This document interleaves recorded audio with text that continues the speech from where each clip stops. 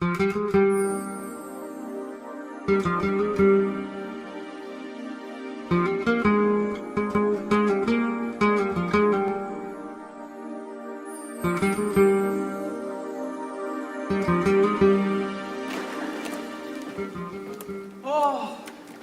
if music be the food of love, play on. Give me excess of it, that surfeiting the appetite may sicken and so die. That strain, it had a dying fall. Oh, it came over my ears like the sweet sound that breathes upon a bank of violets, stealing and giving odor. Enough, no more. 'Tis not so sweet now as it was before. Will you go hunt, my lord? What, Curio? The hart? Why, so I do. The noblest that I have. For when mine eyes did see Illyria first, methought she purged the air of pestilence. That instant I became the hart, and my desires, like fell and cruel hounds, ere since pursue me. How now? What news from her? So please, my lord, I might not be admitted, but from her handmaid do return this answer. The element itself, for 7 years' heat, shall not behold her face at ample view. All this to season a brother's dead love. Oh, she that hath that heart of that fine frame, to pay a debt of love, but to a brother. Away, before me the sweet beds of flowers. Love thoughts lie rich when canopied with bowers.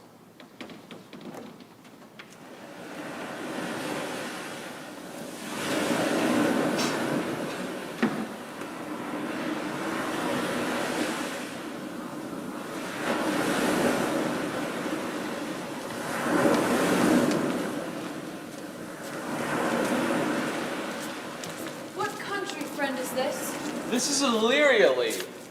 And what should I do in Illyria? My brother, he is in Elysium. Perchance he is not drowned. What think you, sailor? It is perchance that you yourself were saved. Oh, my poor brother. And so perchance may he be? True, madam. And to comfort you with chance, assure yourself. After our ship did split, when you and those poor numbers saved with you hung on our driving boat, I saw your brother, most provident in peril, bind himself, courage and hope both teaching him the practice, to a strong mast that lived upon the sea, where, like Arion on the dolphin's back, I saw him hold acquaintance with the waves so long as I could see. For saying so, there's gold. Mine own escape unfoldeth to my hope, whereto thy speech serves for authority, the like of him. Knowest thou this country? Aye, madam, well, for I was born not 3 hours' travel from this very place. Who governs here? A noble duke, Orsino. Orsino? I have heard my father name him. He was a bachelor then? And so is now. A month ago I went from hence.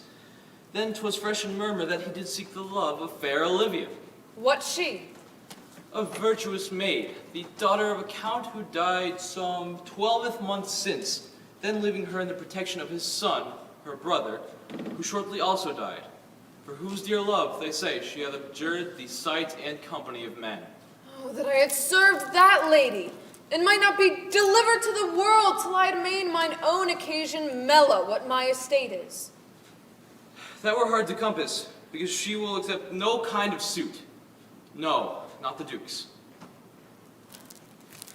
There is a fair behavior in thee, captain, and though that nature with a beauteous wall doth oft close in pollution, yet of thee I will believe thou hast a mind that suits with this thy fair and outward character. I prithee, and I'll pay thee bounteously. Conceal me what I am, and be my aid for such disguise as haply shall become the form of my intent. I'll serve this duke. Thou shalt present me as a eunuch to him. It may be worth thy pains, for I can sing and speak to him in many sorts of music that will allow me very worth his service. What else may hap, to time I will commit. Only shape thou thy silence to my wit. Be you his eunuch, and your mute I'll be. When my tongue blabs, let mine eyes not see. I thank thee. Lead me on.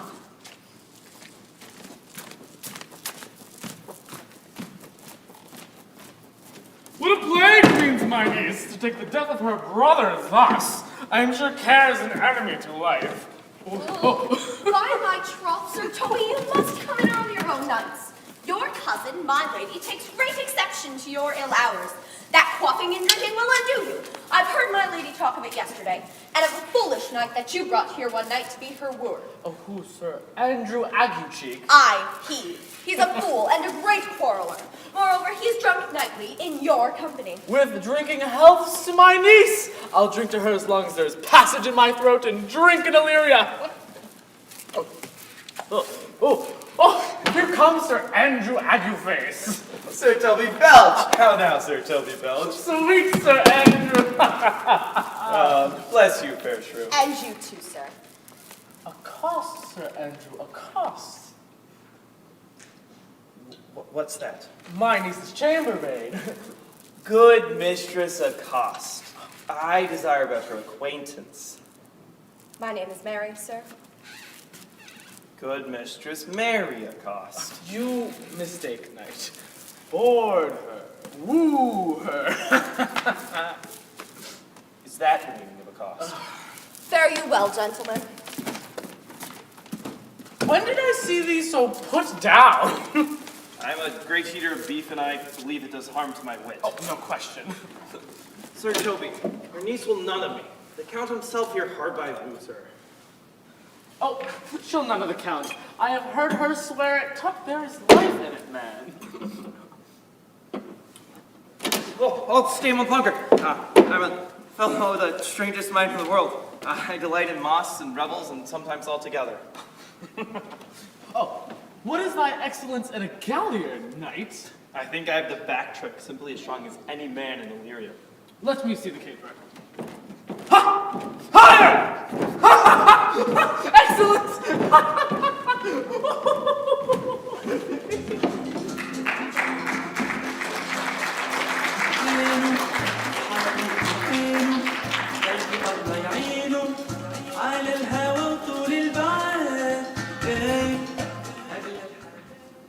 If the Duke continue these favors towards you, Cesario, you are like to be much advanced. He hath known you but 3 days, and already you are no stranger.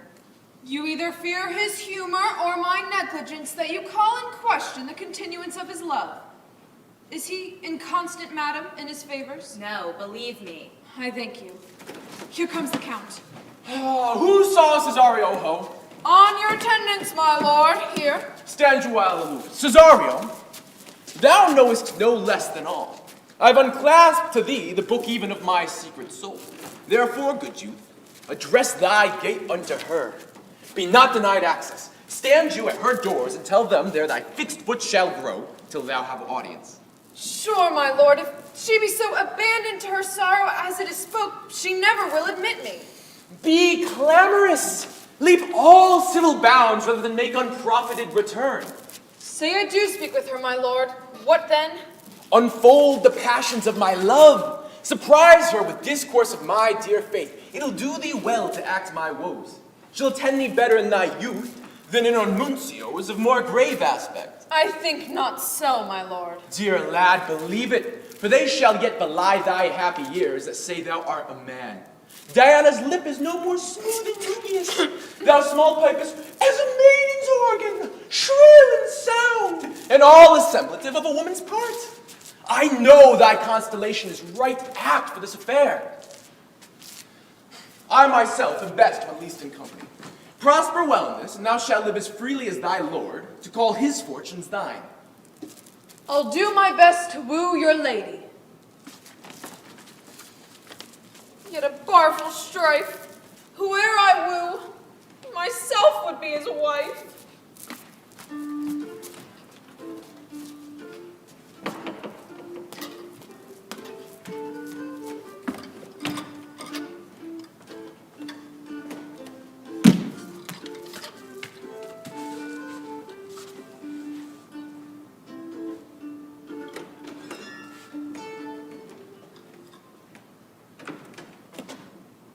Nay, Either tell me where thou hast been, or I shall not open my lips so wide as a bristle may enter and waive thy excuse. My lady will hang thee for thy absence. Many a good hanging prevents a bad marriage. And for turning about, let summer bear it out. Were Sir Toby to leave drinking, thou wert as witty a piece of Eve's flesh as any in Illyria. Peace, you rogue, no more of that. Here comes my lady. Make your excuse wisely, you were best. Wit and be thy will, put me into good fooling. God bless thee, lady. Take the fool away. Do you not hear her, fellow? Take away the lady. Sir, I bade them take away you. Good Madonna, give me leave to prove you a fool. Can you do it? Dexterously, good Madonna. Make your proof. Good Madonna, why mournest thou? Good fool, for my brother's death. I believe his soul is in hell, Madonna. I know his soul is in heaven, fool. Even more the fool, to mourn for your brother's soul being in heaven. Take away the fool, gentlemen. What think you of this fool, Malvolio? Doth he not mend? Yes, and shall do till the pangs of death shake him. Infirmity which decays the wise doth ever make the better fool. God send you a speedy infirmity, for the better increase in your folly. Sir Toby will swear that I am no fox, but will not pass his word for 2 pence that you are no fool. Oh, you are sick of self-love, Malvolio, and taste with a distempered appetite. To be generous, guiltless, and of free disposition is to take those things for bird bolts that you deem cannon bullets. Thou hast spoke for both of us, Madonna, as if thy eldest son should be a fool. Madam, there is at the gate a young gentleman much desires to speak with you. From the Count Orsino, is it? I know not, madam. 'Tis a fair young man and well attended. Who of my people hold him in delay? Sir Toby, madam, your kinsman. Fetch him off, I pray you. He speaks nothing but madman. Fie on him. Go you, Malvolio. If it be a suit from the Count, I am sick or not at home. What you will to dismiss it.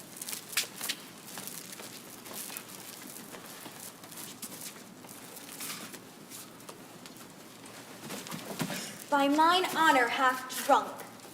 What is he at the gate, cousin? A gentleman. A gentleman. What gentleman? 'Tis a gentleman.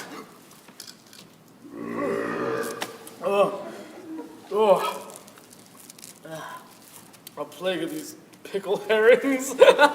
Oh, there's one at the gate. Fool, go look after him. He is but mad, and the fool shall look to the madman.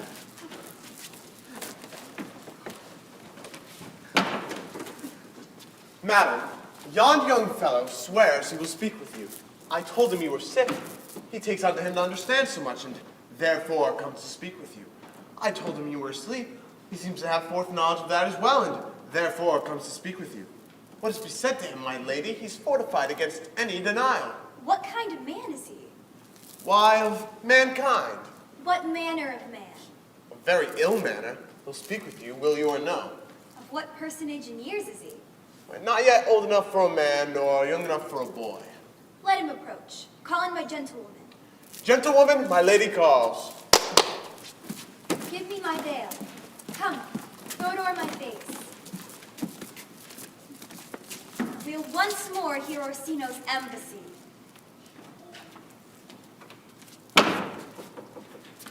The honorable lady of the house.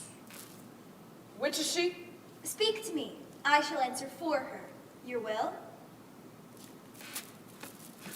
Most radiant, exquisite, unmatchable beauty. I pray you, tell me if this be the lady of the house, for I never saw her. I would be loath to cast away my speech, for, besides that it is excellently well penned, I have taken great pains to con it. Are you a comedian? Are you the lady of the house? If I do not usurp myself, I am. I heard you were saucy at my gates, and allowed your approach rather to wonder at you than to hear you. If you be not mad, be gone. If you have reason, be brief. 'Tis not that time of moon with me to make one, and so skipping a dialogue. What are you? What would you? Will you hoist sail, sir? Here lies your way. No, good swabber, I am to hull here a little longer. Some mollification for your giant sweet lady. The rudeness that hath appeared in me have I learned from my entertainment. What I am and what I would are as secret as maidenhead. To your ears, divinity. To any others, profanation. Give us the place alone. We will hear this divinity.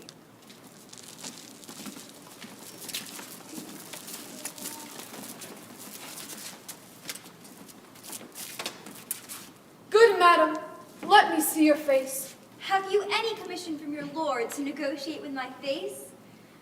But we will draw the curtain and show you the picture. Look you, sir, is't not well done? Excellently done, if God did all. 'Tis in grain, sir. 'Twill endure wind and weather. 'Tis beauty, truly bent. Lady, you are the cruelest she alive if you will lead these graces to the grave and leave the world no copy. Oh, sir, I will not be so hard-hearted. My beauty shall be inventoried, and every particle labeled as item, 2 lips, indifferent red, item, 2 gray eyes with lids to them, item, 1 neck, 1 chin, and so forth. Were you sent hither to praise me? I see you what you are. You are too proud. Yet my lord and master loves you. Your lord does know my mind. I cannot love him. Yet I suppose him virtuous, know him noble, of great estate, of fresh and stainless youth, in voices well divulged, free, learned, and valiant, and in dimension the shape of nature, a gracious person. But yet I cannot love him. He might have took his answer long ago. If I did love you and my master's flame with such a suffering, such a deadly life in your denial, I would find no sense. I would not understand it. Why, what would you? Make me a willow cabin at your gate, and call upon my soul within the house. Write loyal cantons of contemned love, and sing them loud even in the dead of night.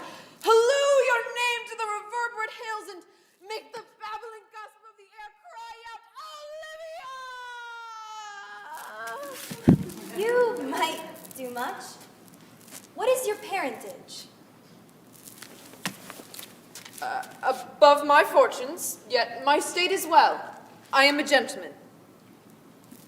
Get you to your lord. I cannot love him, let him send no more. Unless, perchance, you come to me again to tell me how he takes it. Spend this for me.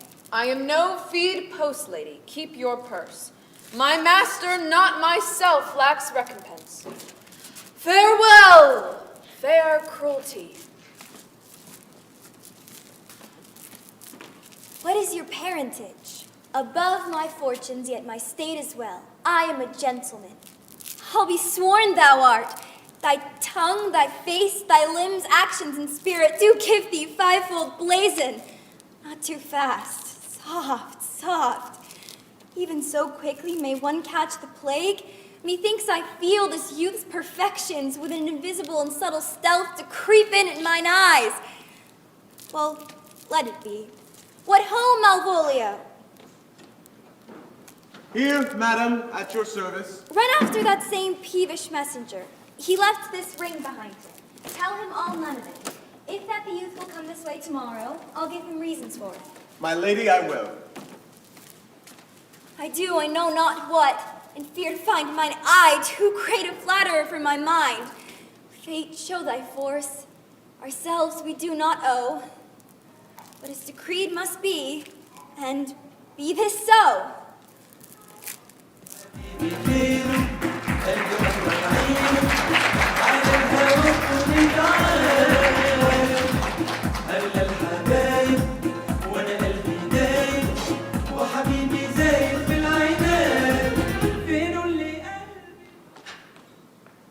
Will you By your patience, no. My stars shine darkly over me. The malignancy of my fate might perhaps distemper yours, therefore I shall crave of you your leave that I may bear my evils alone. It was a bad recompense for your love to lay any of them on you. Let me know of you whither you are bound. No sooth, sir. My determinate voyage is mere extravagancy. Though I perceive in you so excellent a touch of modesty that you will not extort from me that which I am willing to keep in. Therefore it charges me in manners the rather to express myself. You must know of me then, Antonio, and my name is Sebastian, which I called Rodrigo. My father was that Sebastian of Messali, whom I know you've heard of. He left him behind him myself and a sister, both born in an hour. If the heavens would have been pleased, so would we have ended. But you, sir, altered that. For some hour before you took me from the breach of the sea was my sister drowned. Alas, the day. A lady, sir. It was said she much resembled me, was by many accounts beautiful. Though I could not with such a simple wonder or believe that, thus I will boldly publish her. She bore a mind that envy could not but call fair. She is drowned already, sir, with salt water, though I seem to drown her remembrance again with more. If you will not murder me for my love, let me be your servant. If you will not undo what you have done, that is, kill him whom you recovered, desire it not. Fare you well at once. My bosom is full of kindness, and I am yet so near the manners of my mother that upon the least occasion more, mine eyes will tell tales of me. I am bound to the Count Orsino's court. Farewell. The gentleness of all the gods go with thee. I have many enemies in Orsino's court, else I would very shortly see thee there. Come what may, I adore thee so. The danger shall seem sport, and I will go.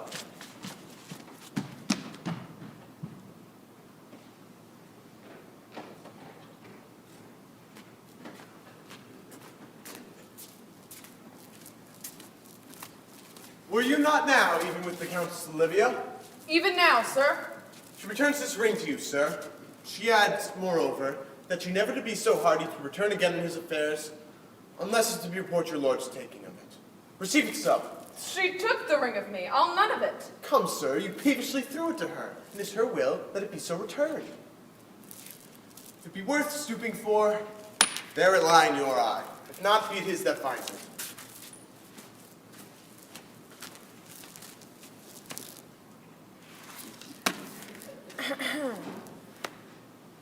I left no ring with her.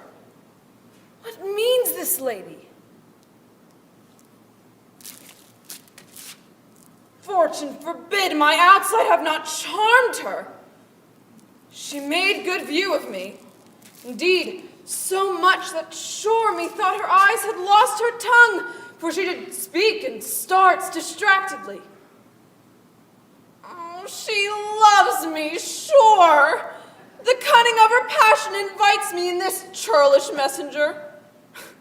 Poor lady, she were better love a dream. How will this fadge? My master loves her dearly, and I, poor monster, fond as much on him, and she, mistaken, seems to dote on me. Oh, time, thou must untangle this, not I. It is too hard a knot for me to untie.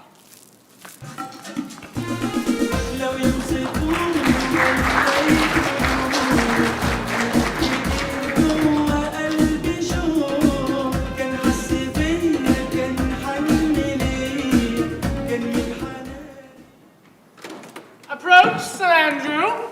Not to be abed by midnight is to be up betimes. Nay, I know. To be up late. To be up late. A false conclusion. I hate it as an unfilled can. To be up after midnight and to go to bed then is early. So that to go to bed after midnight is to be up betimes. Thou art a scholar. Therefore, let us eat and drink. Marion, I say, a stoop of wine.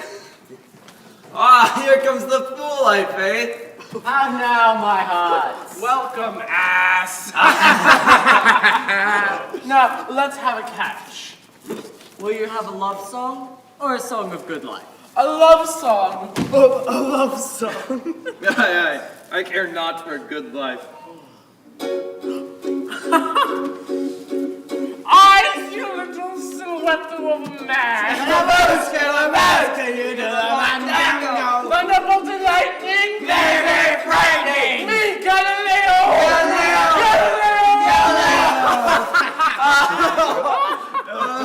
Excellent, good.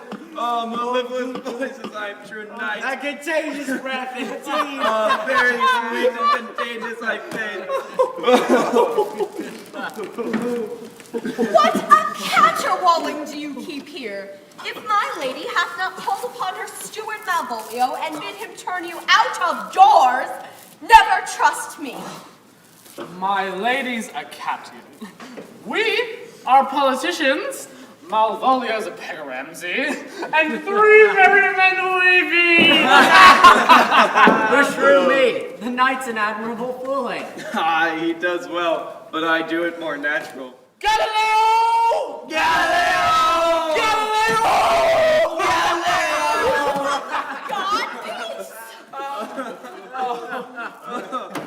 My masters, are you mad? Is there no respect of place, persons, nor time in you? We did keep time, sir. In our catches. Sir Toby, my lady bade me tell you if you can separate yourself in your misdemeanors, then you're willing to stay at the house. If not, she's willing to bid you farewell. I see a little silhouette of a man. Just even so, Thunderbolt and lightning.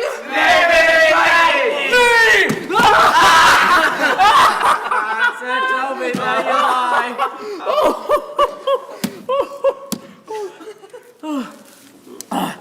Go, sir. Rub your chain with crumbs. A stoop of wine, Mariah. Mistress Mary, if you prize my lady's favor at anything more than contempt, then you would not give way to this uncivil rule. She'll know of it by this hand. Go shake your ears!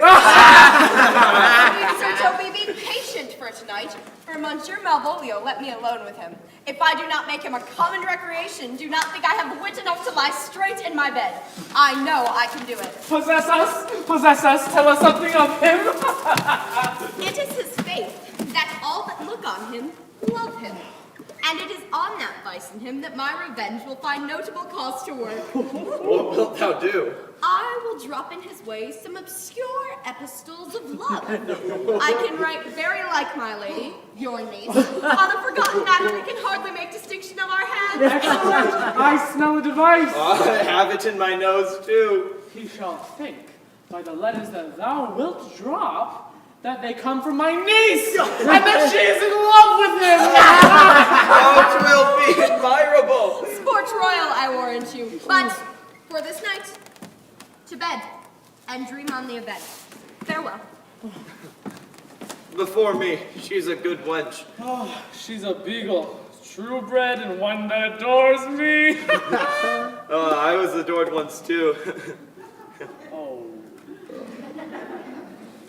Come, I'll burn some sack. 'Tis too late to go to bed now. Come, knight, come.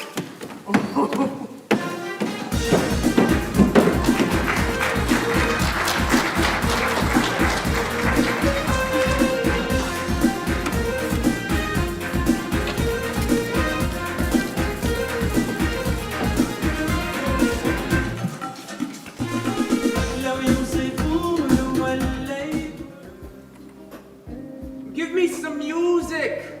Now, good morrow, friends! Now, good Cesario! Ah, but that piece of song, that old antique song we had last night, He is not here, so please your lordship that should sing it. who was it?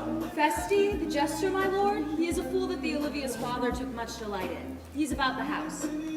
Seek him out and play the tune the while. Come hither, boy.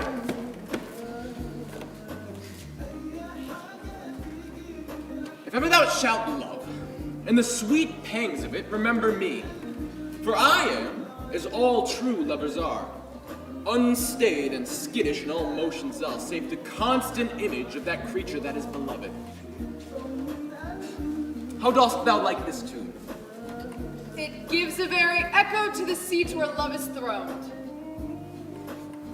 Thou dost speak masterly. My life upon it, young though thou art, thine eye hath stayed upon some favor that it loves. Hath it not, boy? What kind of woman is it? Of your complexion. Then she's not worth thee. What years, I faith? About your years, my lord.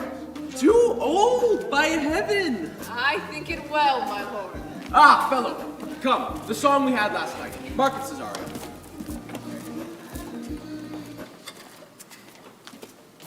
Are you ready, sir? Aye, prithee play.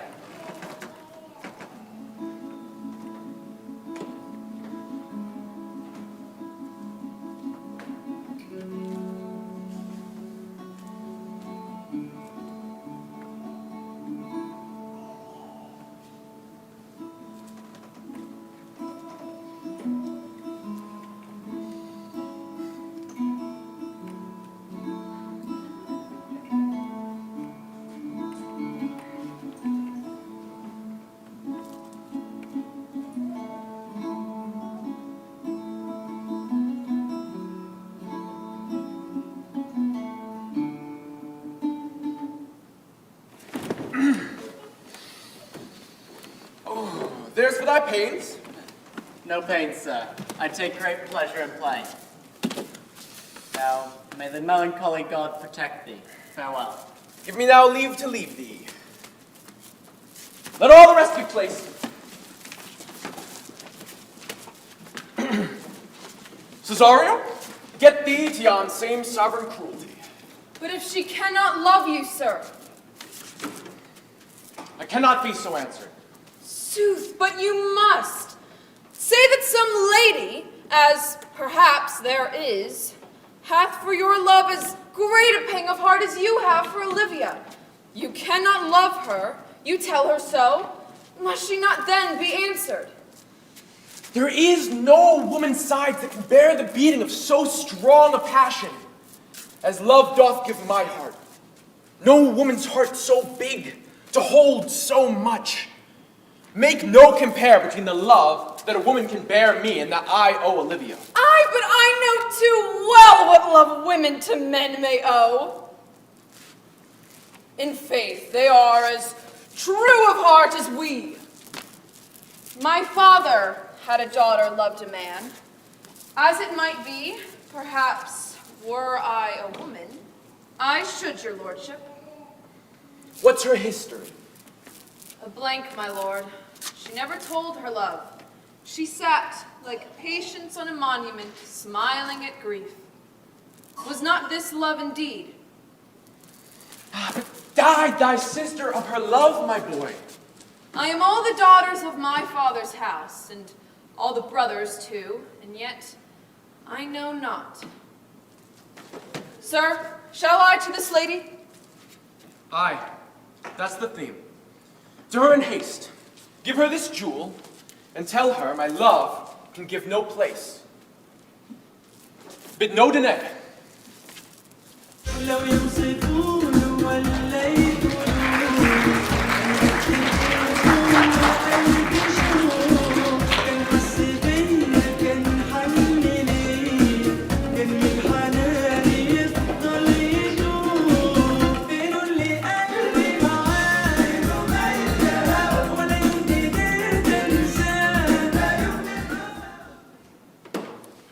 My way, Signor Fabian. Nay, if I lose a scruple of this sport, let me be boiled to death in melancholy. Wouldst thou not be glad to have the rascally sheep-biter come by some notable shame? I would exult, man. You know he brought me out of favor with my lady of a bear baiting here. Why, we shall fool him black and blue, shall we not, Sir Andrew? And if we do not, it is pity of our lives. How now, my medal of India? Get ye into the box tree. Malvolio's coming down this wall. Observe him for the love of mockery, for I know this letter will make a contemplative idiot of him. Close in the name of jesting, lie thou there.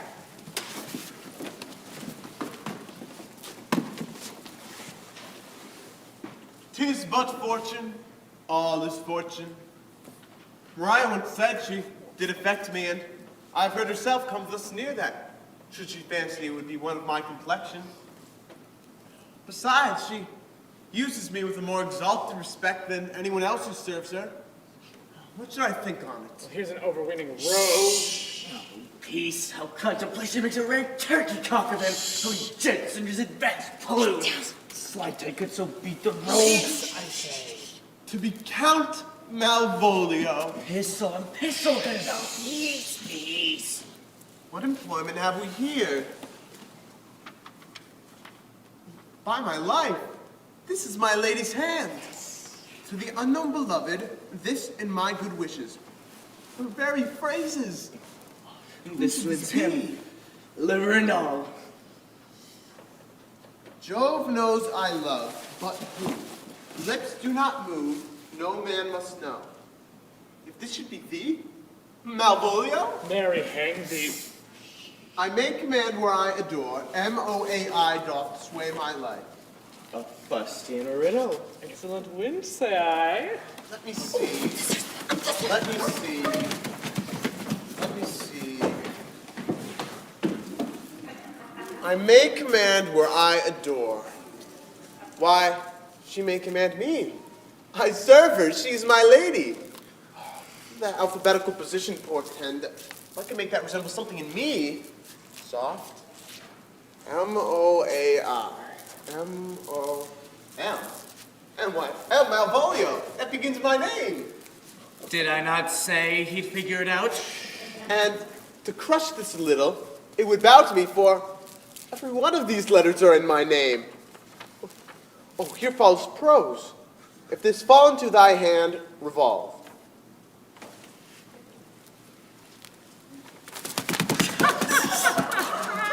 In my stars I am above thee, but be not afraid of greatness. Some are born great, some achieve greatness, and some have greatness thrust upon them.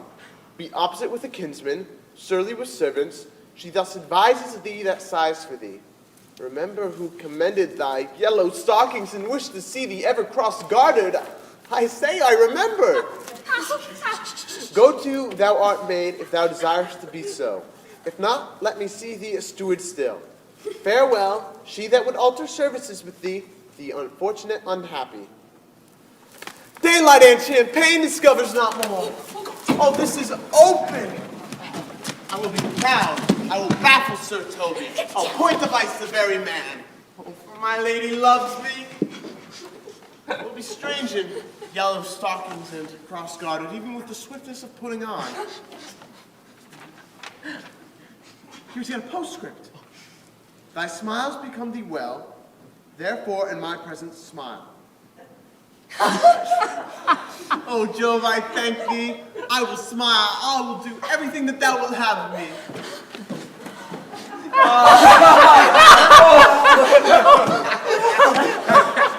I would not give my part in this for a picture thousands to be paid by Miss Opie. I would marry this wench for this device. So could I too.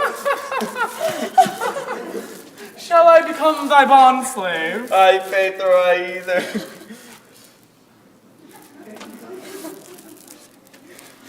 Why, thou hast put him in such a dream, that when the image of it leaves him, he must run mad. He will come to her in yellow stockings. It is the color she abhors.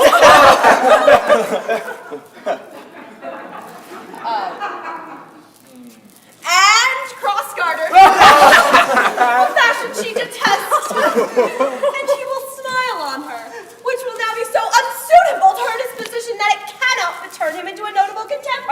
If you will see it, follow me. To the gates of Tonner, thy most excellent devil of wit.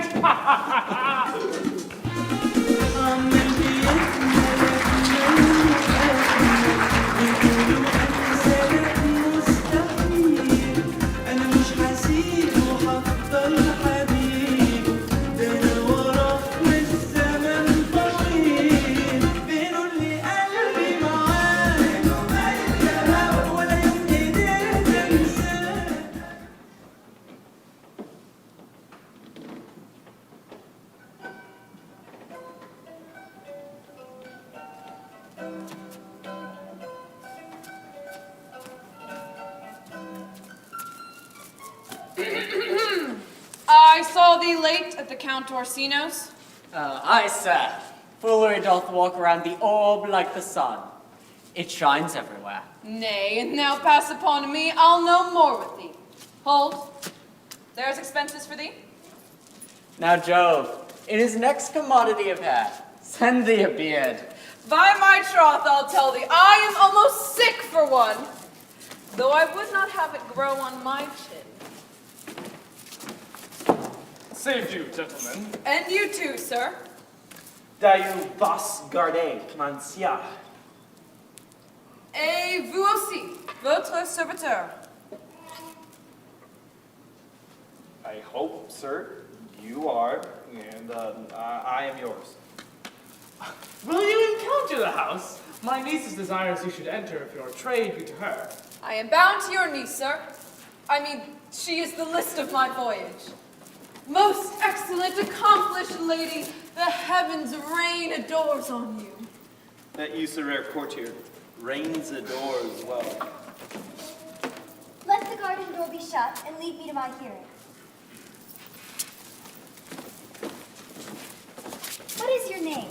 Cesario is your servant's name, fair princess. Give me leave, beseech you. I did send a ring in chase of you. So did I abuse myself, my servant, and I fear me, you. Under your hard construction must I sit to force that on you in a shameful cunning which you knew none of yours. What might you think? Enough is shown, so let me hear you speak. I pity you. That's a degree to love. The clock upbraids me with the waste of time. Be not afraid, good youth, I will not have you. There lies your way, due west. Then westward ho. Stay! I prithee tell me what thou thinkest. But you think you are not what you are. I think so, I think the same of you. Well then, think you right. I am not what I am. I would you were as I would have you be. Would it be better, madam, than I am? I wish it might, for now I am your fool. Oh, what a great deal of scorn looks beautiful in the contempt and anger of his lip. A murderous guilt shows not itself more soon than love that would seem hid. Love's night is noon. Cesario, by the roses of the spring, by maidhood, honor, truth, and everything, I love thee! So that maugre all thy pride, nor wit, nor reason can my passion hide. Do not extort thy reasons from this clause, for that I woo, thou therefore hast no cause, but rather reason thus, with reason fetter. Love sought is good, but given unsought is better! Oh, by my innocence I swear, and by my youth, I have one heart, one bosom, and one truth, and that no woman has, nor never none shall mistress be of it, save I alone. And so adieu, good madam. Never more shall I my master's tears to you deplore. Yet come again, for thou perhaps mayst move that heart which now pours to like his love.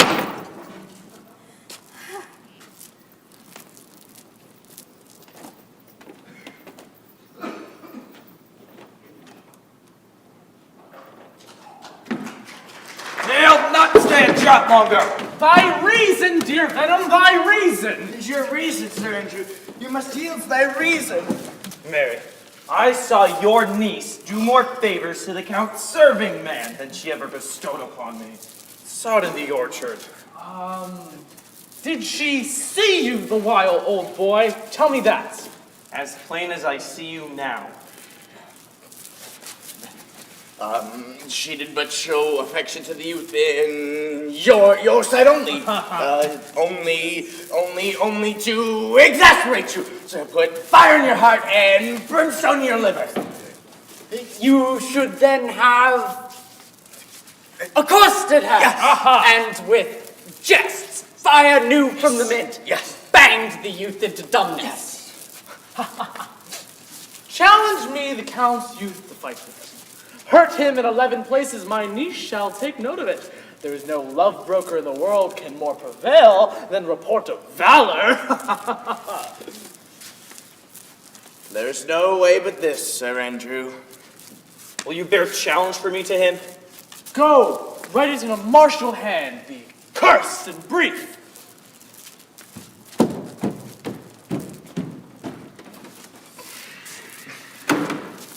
We shall receive a rare letter, but you'll not deliver it. Never trusted me then, and you still only used to an answer.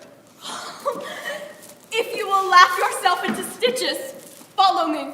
Malvolio's turned heathen, a very renegado. He's in yellow stockings. And cross-gartered. Most villainous. You have not seen such a thing as 'tis. I can hardly forbear hurling things at him. I know my lady will strike him, and if she do, he'll smile and take it for great favor. Come, bring us where he is.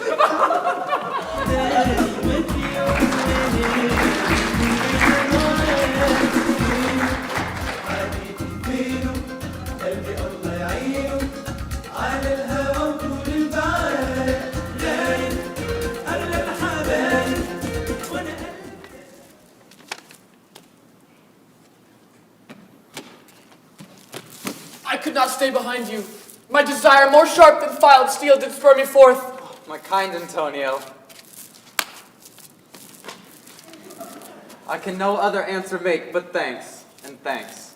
I pray you, let us satisfy our eyes with the memorials and things of fame that do renown this city. Would you pardon me? I do not without danger walk these streets. Once in a sea fight against the Count, his galleys did some service of such note indeed, that were I taken here, it would scarce be answered. Belike you slew a great number of people. If I be lapsed in this place, I shall pay dear.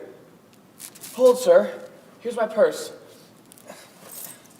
In the south suburbs at the Elephant, it's best to lodge. There you shall have me. Why I your purse? Happier eyes shall light upon some toy you have desire to purchase, and your store, I think, is not for idle markets, sir. I'll be your purse bearer and leave you for an hour. To the Elephant. I do remember. I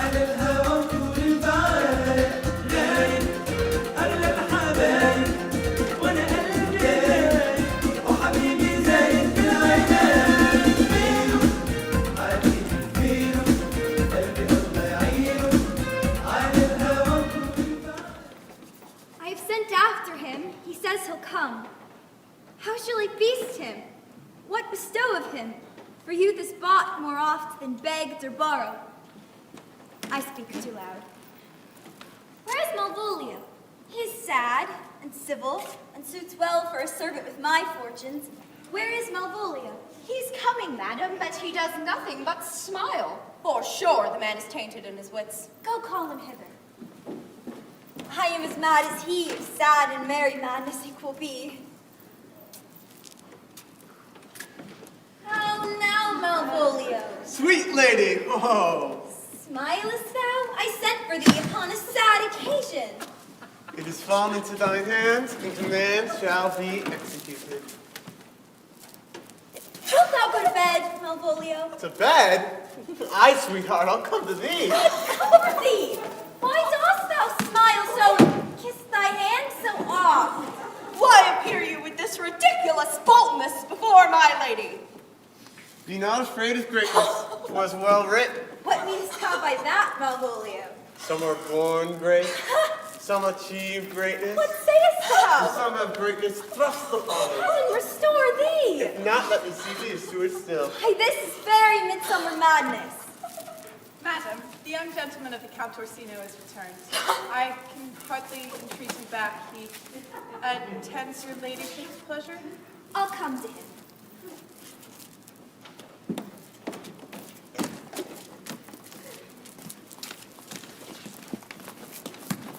Good Mariah, let this fellow be looked to.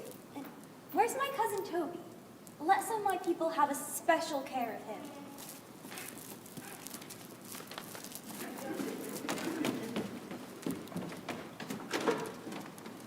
Aho! She sends Sir Toby to look to me. Or she sends him on purpose, for that I may appear stubborn to him. For she incites me to that in the letter. Oh, and when she went away just now. Let this fellow be looked to. Fellow! Not Malvolio, nor after my degree, but fellow! Oh, everything adheres together. Which way is he in the name of sanctity? Here he is! Here he is! How is't with you, sir?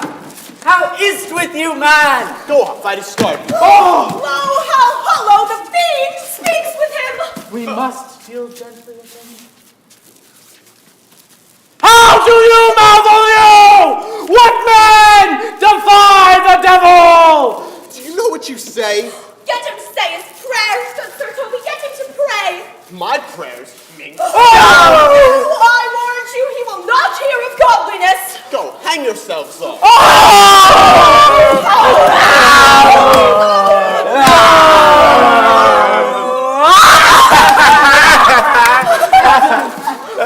If this were played upon a stage now, I deem it as improbable fiction. Why, we shall make him mad indeed. The house will be the quieter. Come. We'll have him in a dark room and bound. Poor matter for a May morning. Oh, here's the challenge. Read it. Warrant. There's vinegar and pepper in it. Is it so saucy?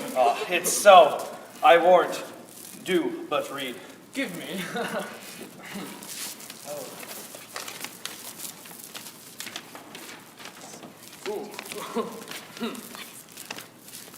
Youth, whatsoever thou art but a scurvy fellow. Good and valiant. Yes. Quite. Thou comest to the Lady Olivia, and in my sight she uses thee kindly. But thou liest in thy throat. That is not the matter I challenge thee for. Good. I will waylay thee going home, where if it be thy chance to kill me, thou killest me like a villain.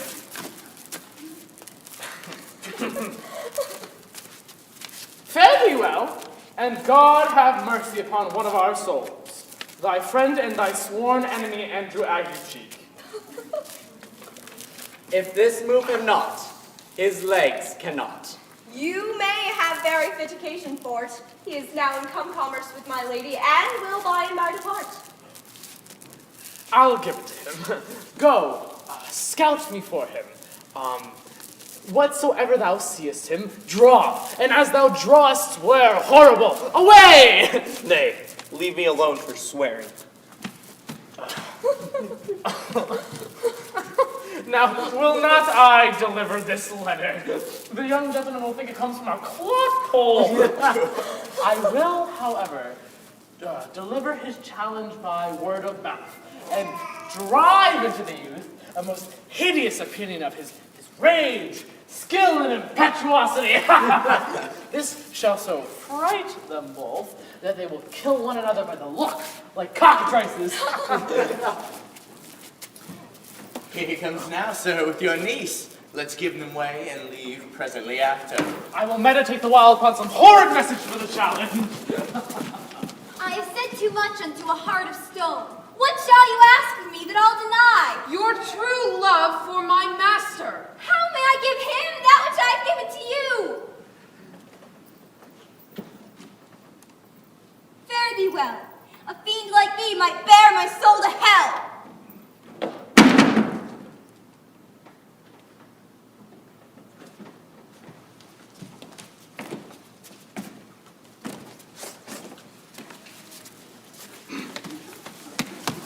That defense thou hast, betake thee to it. Thy interceptor, full of despite, bloody as the hunter, attends thee at the orchard end. You mistake, sir. I am sure no man hath any quarrel to me. You'll find it otherwise, I assure you.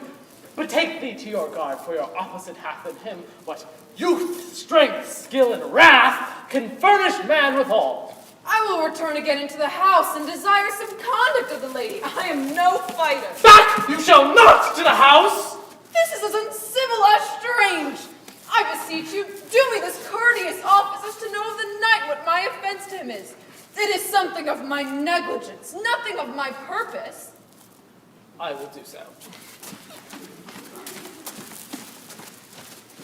I beseech you, what manner of man is he?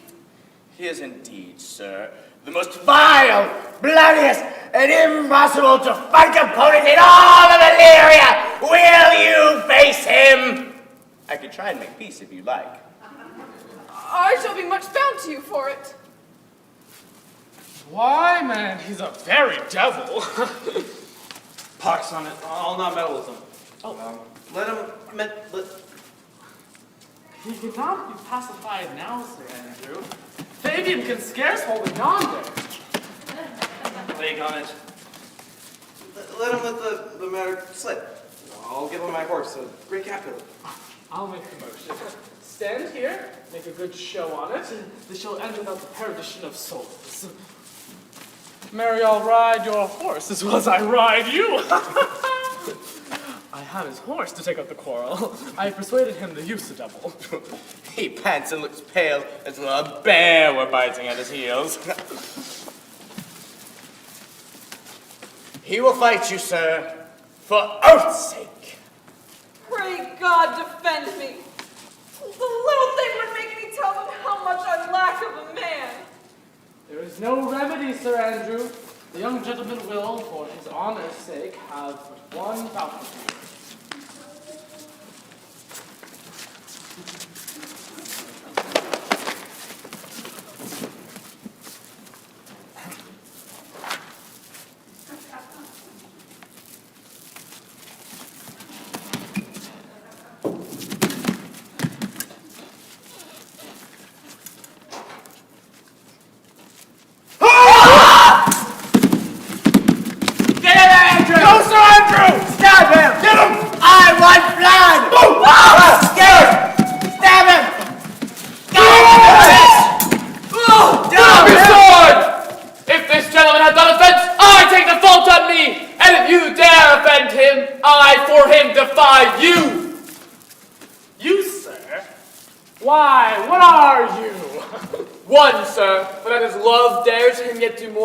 Heard to him brag to you that he will. Nay, if you be an undertaker, I am for you!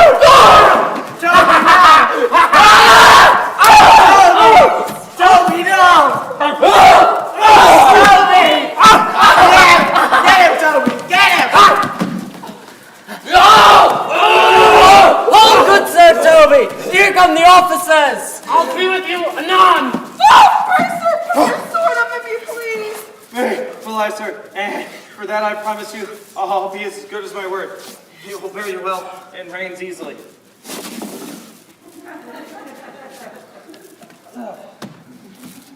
Antonio, I arrest thee at the suit of Count Orsino. You do mistake me, sir. No, sir, no jot. I know your favor well. I must obey. This comes to seeking you, but there's no remedy. Necessity makes me to ask you for my purse. Come, sir, away. I must entreat of you some of that money. What money, sir? Will you deny me now? Do not tempt my misery, lest I make me so unsound a man as to offer you those kindnesses that I have done for you. I know of none, nor know I you by voice or any feature. Come, sir, I pray you, go. This youth you see here I snatched one half out of the jaws of death. Oh, how vile and idle proves this God! Thou hast, Sebastian, done good features shame. The man grows mad. Away with him. Lead me on.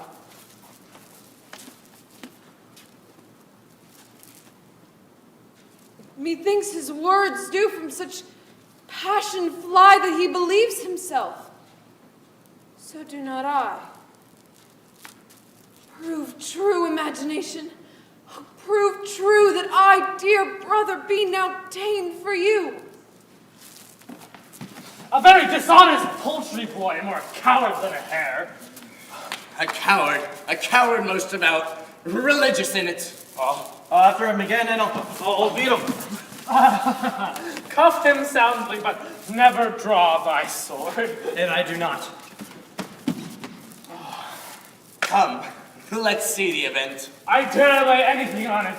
'Twill be nothing yet.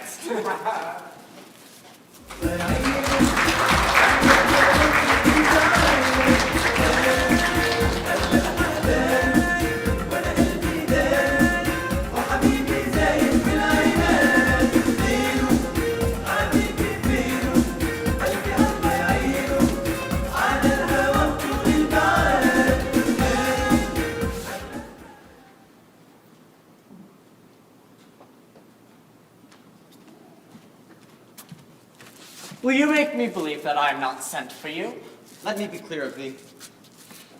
No, I do not know who you are.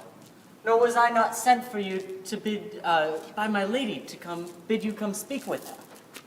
Nor your name is not Master Cesario. Nor this nose is not my nose neither. Nothing that is so is so.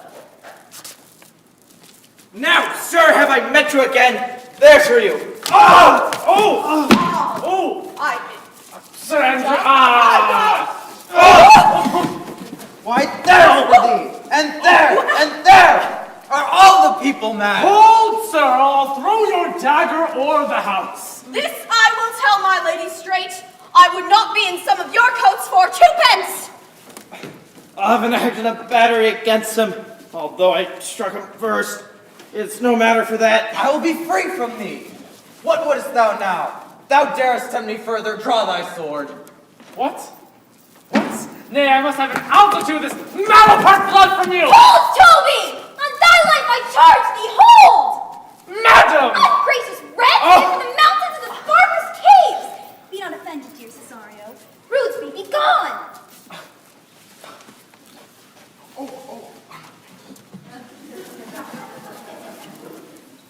I prithee, gentle friends, let thy fair wisdom, not thy passion sway in this uncivil and unjust extent against thy peace. Go with me to my house, and hear thou there how many fruitless pranks this ruffian hath botched up, that thou thereby mayest smile at this. Thou shalt not choose but go. Do not deny. Beshrew his soul for me, he started one poor heart of mine in thee.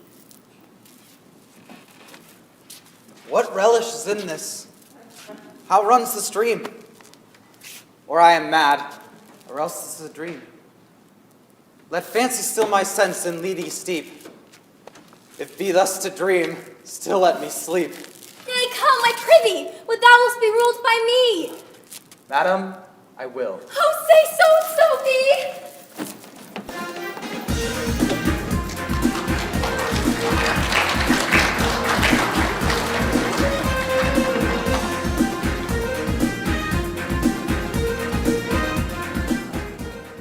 Nay, I prithee, put on this beard, make him believe thou art Sir Topaz, the curate. Do it quickly, I'll call Sir Toby the whilst. Well, I'll dissemble myself in it. Jove bless thee, Master Parson. Buenos Dias, Sir Toby. To him, Sir Topaz. What ho! Peace in this prison. The name counterfeits well. A good name. Who calls there? Sir Topaz, the curate, here to look to Malvolio, the lunatic. Sir Topaz? Sir Topaz, good Sir Topaz, go to my lady. Out, hyperbolical fiend! How thou vexest this man! He talketh nothing but of ladies! Well said, Master Parson. Sir Topaz never was man thus wronged. Not think I am mad, for they have laid me here in hideous darkness. Fly, thou vile Satan! Sir Topaz, I am not mad. I tell you, this house is dark. Some say there is no darkness, but ignorance. Well, I say this house is dark as ignorance, though ignorance were as dark as hell. And never was man thus abused. Sir Topaz, I'm no more mad than you are. Farewell, and remain thou still in darkness. Sir Topaz! Sir Topaz! Why, most exquisite, Sir Topaz. Thou might have done this without thy beard. He sees thee not. To him in thine own voice, and bring me word of how thou findest him. I would we were well rid of this knavery.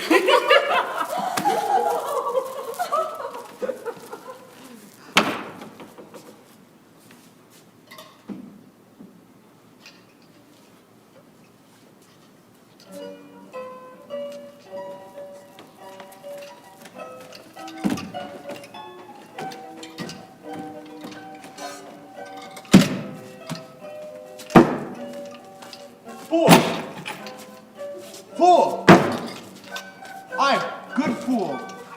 As ever thou wilt deserve well by my hand, help me to a candle, and pen, ink and paper. Master Malvolio? Aye, good fool. Some ink, paper, and light, and convey what I will set down to my lady. I'll ne'er believe a madman till I see the inside of his brains. I'll bring you ink, paper, and light. Good fool, I'll requite it in the highest degree. Prithee, be gone.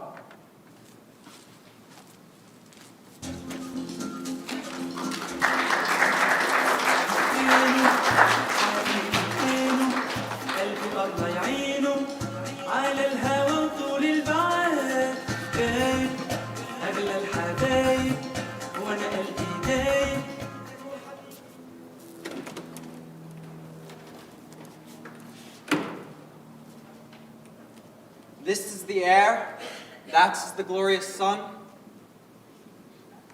and this pearl she gave me. I do feel it and see it, and though its wonder doth enwrap me thus, it is not madness. Where is Antonio then? I could not find him at the Elephant, yet there he was, and there I found this credit that he did range the town to seek me out. His counsel now might do me golden service. For though my soul disputes well with my sense that this may be some error, but no madness. Yet doth this accident and flood of fortune so far exceed all instance, all discourse, that I am ready to distrust mine eyes and wrangle with my reason that persuades me to any other trust than that I am mad. Or else the lady is mad. But if 'twere so, she could not sway her house, command her followers, take and give back affairs in their dispatch with such smooth, discreet, and stable bearing as I perceive she does. There's something in it that is deceivable. Yet here the lady comes. Blame not this haste of mine. If you mean well, now go with me and with this holy man into the chantry by. There before him and underneath that consecrated room, plight me the full assurance of your faith, that my most jealous and too doubtful soul may live at peace. He shall conceal it, whiles who are willing it shall come to know what time will our celebration keep according to my birth. What do you say? I will follow this good man and go with you, and having sworn truth, ever will be true. Then lead the way, good man, and heaven so shine that they may fairly note this act of mine.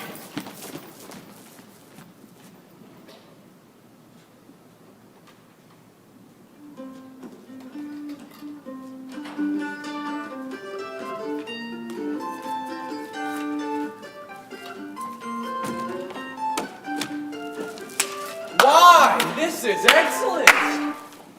By my troth, sir, no. But if it please you to be one of my friends. Thou shalt not be the worse from me. There is gold. It would be a double dealing, sir. I would. You could make it another. You can fool no more money out of me at this throw. Belong you to Lady Illyria, friend? Aye, sir, I am one of her trappings.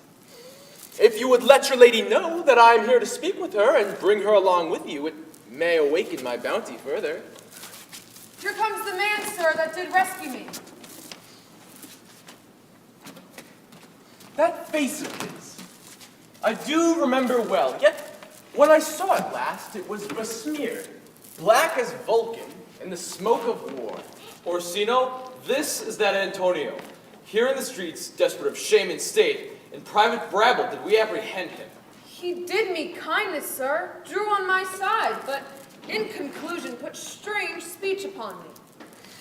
Notable pirate, thou salt water thief, what foolish boldness brought thee to thine enemies? Orsino, noble sir, a witchcraft drew me hither. That most ungrateful boy there by your side, from rude sea and range foaming mouth did I redeem. A wreck past hope as he was. His life I gave him, and thereto did add my love, without pretension or restraint. All in his dedication for his sake did I expose myself, pure for his love, into the danger of this adverse town. I drew to defend him when he was beset. Where being apprehended, his false cunning not meaning to partake in mine own danger, he denied me my own purse, which I had recommended to his use not half an hour before. How can this be? When came he to this town? Today, my lord. Here comes the Countess. Now heaven walks on earth. But to thee, fellow, thy words are madness. 3 months this youth hath tended upon me. But more of that anon. Take him aside. What would my lord that he may not have wherein Olivia may seem serviceable? Cesario, you do not keep promise with me. Madam, Gracious Olivia. What say you, Cesario? my lord would speak. My duty hushes me. If it be aught to the old tune, my lord, it is fat and fulsome to mine ears, howling after music. Still so cruel. Still so constant, lord. Why should I not? Had I the heart to do it, like to the Egyptian thief at point of death, kill what I love. A savage jealousy that sometimes savors nobly. But hear me this. Since you to non-regardance cast my faith, and since I partly know the instrument that screwed me from my true place in your favor, live you marble-breasted tyrant still. But this, your minion, whom I know you love, and whom by heaven I swear I tender dearly, him I will tear out of that cruel lie where he sits crowned in his master's spite. Come, boy, with me. My thoughts are ripe with mischief. I will sacrifice the lamb that I do love, despite a raven's heart within a dove. And I, most jocund, apt, and willingly to do you rest 1,000 deaths would die. Where goes Cesario? After him I love, more than I love these eyes, more than my life, more by all mores than e'er I shall love wife. If I do feign, you witnesses above, punish my life for tainting of my love. I me detested! How am I beguiled? Who does beguile you? Who does do you wrong? Come away! Whither, my lord? Cesario, husband, stay! Husband! Aye, husband, can he that deny? Husband, Sirrah! No, my lord, not Alas, I! it is the basis of thy fear that makes thee strangle thy propriety. Fear not, Cesario, take thy fortunes up. Be that thou knowest thou art, and then thou art as great that thou fearest. Oh, thou dissembling cub!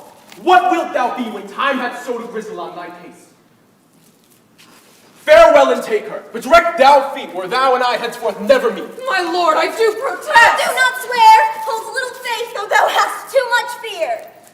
Oh! For the love of God, sergeant! Someone presently to Sir Toby! What's the matter, Sir Andrew? He has split my head and has given Sir Toby a bloody coxcomb. For the love of God, your help! I would rather than 40 pound I were at home. Who has done this? Cesario! My gentleman, Cesario. Why do you speak to me? I never hurt you. You drew your sword upon me without cause, but I bespoke you fair and hurt you not. You broke my head for nothing! Ah! Here comes Sir Toby halting. You shall hear more. How now, gentlemen, how is't with you? That's all one has hurt me, and there's the end on it. Away with him! Who have made this havoc with them? I'll help you, Sir Toby, because we'll be dressed together. Will you help? Let his hurt be looked to. I'm sorry, milady. I've hurt your kinsman. But if it had been the brother of my blood, I would have done no less with wit and safety. You throw strange regard upon me, and by that I do perceive that hath offended you. Pardon me, sweet one, for the vows we made each other but so late ago. One face, one voice, one habit, and two persons, a natural perspective that is and is not. Antonio, oh my dear Antonio, how the hours have racked and tortured me since I have lost thee. Sebastian, are you? Fearest thou that, Antonio? How have you made a division of yourself? An apple, cleft in two, is no more similar than these two creatures. Which is Sebastian? Most wonderful! Do I stand there? I never had a brother, nor can there be that deity in my nature of here and everywhere. I had a sister, whom the blind waves and surges hath devoured. Of charity, what kin are you to me? What countrymen, what name, what parentage? Of Messalene. Sebastian was my father. Such a Sebastian was my brother too. And so went he suited to his watery tomb. If spirits can assume both form and suit, you come to fright us. Spirit I am indeed, and am from that dimension grossly clad from the womb which I did participate. Were you a woman, as the rest goes even, I should my tears let fall upon your cheek, and say thrice welcome, drowned Viola. If nothing lets to make us happy both, but this my masculine usurped attire. What? I am Viola.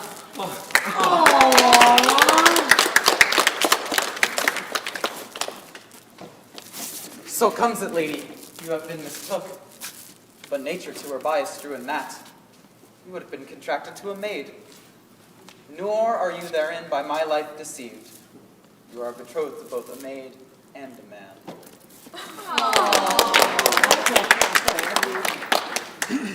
I shall partake in this most happy wreck. Boy, thou said to me 1,000 times thou never shouldest love a man like to me. And all those sayings will I overswear. And all those sayings keep as true in soul as doth that orbed continent that severs day from night. Give me thy hand, and let me see thee in thy woman's weeds. Your master quits you, and since you have called me master for so long, here is my hand. You shall, from this point be, your master's mistress.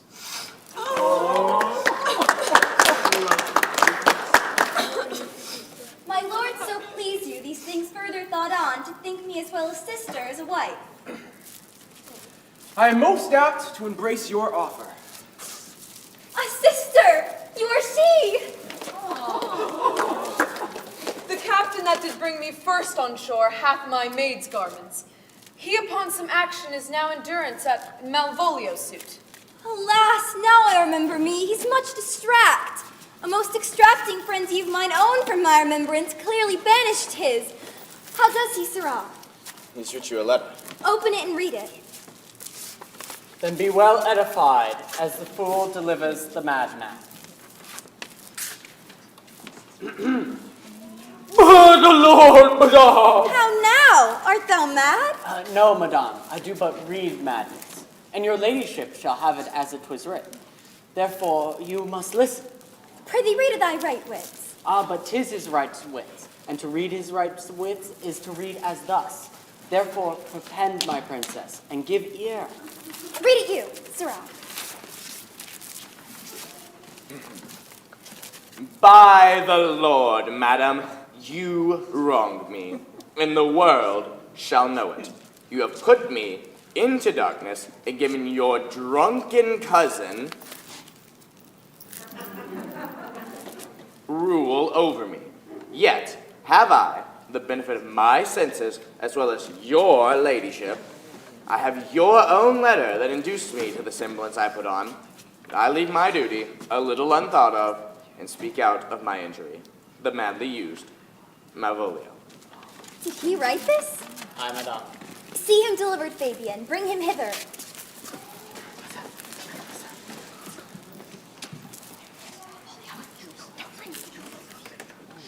How now, Malvolio?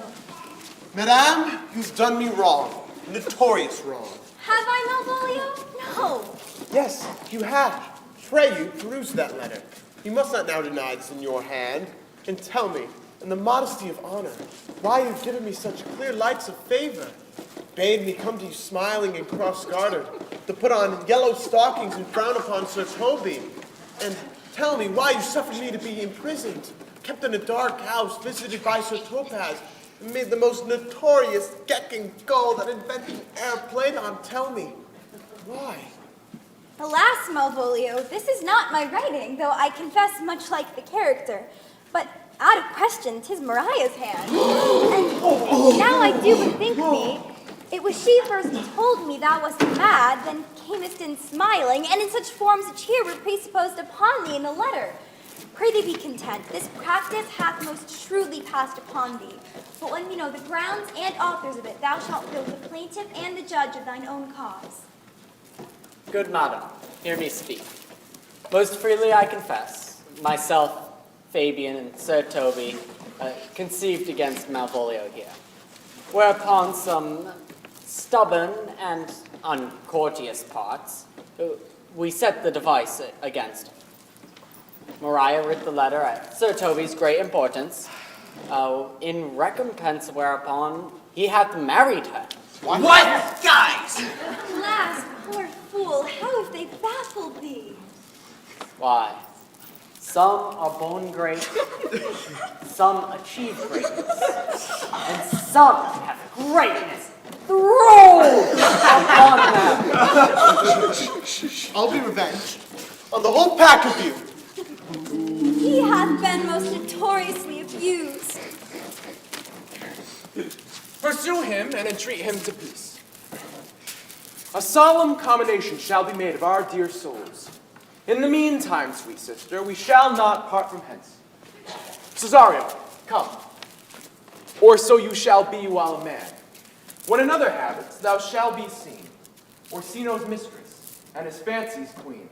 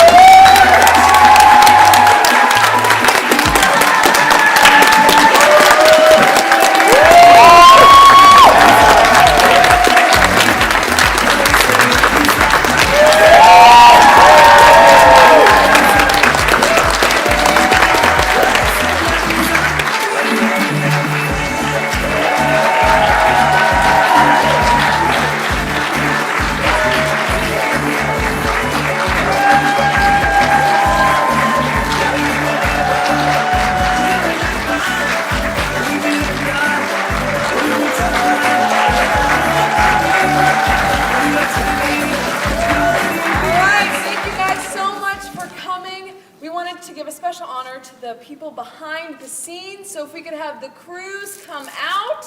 Come on, run out. Yeah.